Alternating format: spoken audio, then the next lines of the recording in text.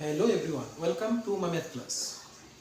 আজকে ক্লাসে তোমাদেরকে এলসিএম এবং এসসিএফ এর টাইপ 2 ধরনের অঙ্কগুলি করাবো এবং গত ক্লাসে টাইপ 1 এর অঙ্কগুলি করিয়েছিলাম। তোমরা যারা ক্লাসে দেখেছো আর যারা দেখোনি তাদেরকে বলবো যে টাইপ 1 এর অঙ্কগুলি দেখে নাও, কারণ এই অঙ্কগুলি টেট পরীক্ষায় এবং বিভিন্ন কম্পিটিটিভ এক্সামের মধ্যে আসে।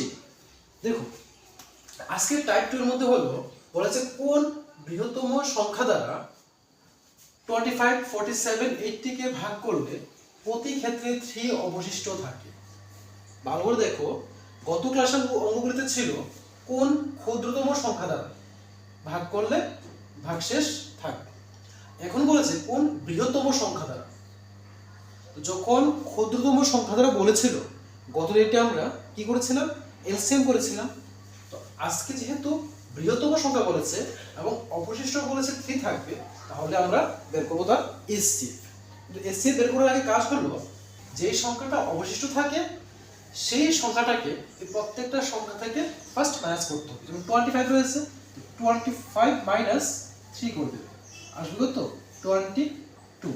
এভাবে প্রত্যেকটা সংখ্যা থেকে মাইনাস করে দেবে। 47 মাইনাস 3 কত আসছে? 44। এবং 80 মাইনাস 3 কত আসছে? 80 মাইনাস 3 আসছে 77। হয়ে গেল।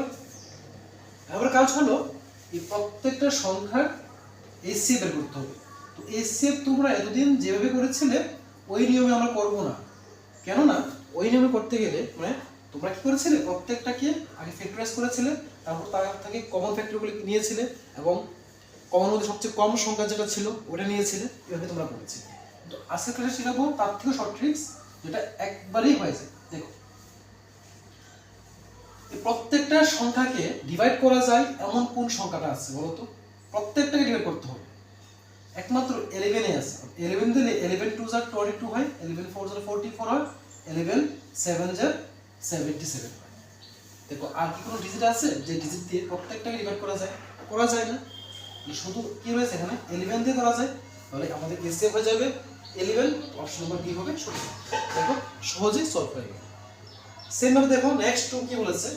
কোন বৃহত্তম সংখ্যা দ্বারা 95, 113, 185 কে ভাগ করলে প্রতি ক্ষেত্রে 5 অবশিষ্ট থাকবে। এখানেও 4টি অপশন দেওয়া হয়েছে। যেহেতু বৃহত্তম সংখ্যা দ্বারা বলেছে এবং অবশিষ্ট 5 থাকবে বলেছে, এরকম কোশ্চেন আসলে কি করবে? ফার্স্ট এই প্রত্যেকটা ডিজিট থেকে বা প্রত্যেকটা নাম্বার থেকে এই ডিজিটটাকে মাইনাস করে দেবে। 95 মাইনাস 5 কত আসে? 90 আসে। লিখে নিলে 113 মাইনাস 5 আসে কত? 108, কমা 185 মাইনাস 5 কত আসে? 180। চলে আসলো। এখন দেখো কোন সংখ্যাটা দিয়ে প্রত্যেকটা সংখ্যাকে ডিভাইড করা যাচ্ছে।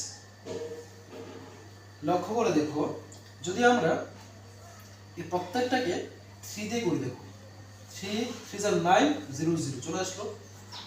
3 3 are 9, ক্যারি 1 থাকে 18, 3 6 are 18 আসলো। 3 6 are 18 আর 0 0 চলে আসলো। দেখো, আবার দেওয়া যাচ্ছে। এখন দেখো তো কত দিয়ে দেওয়া যাচ্ছে প্রত্যেকটাকে।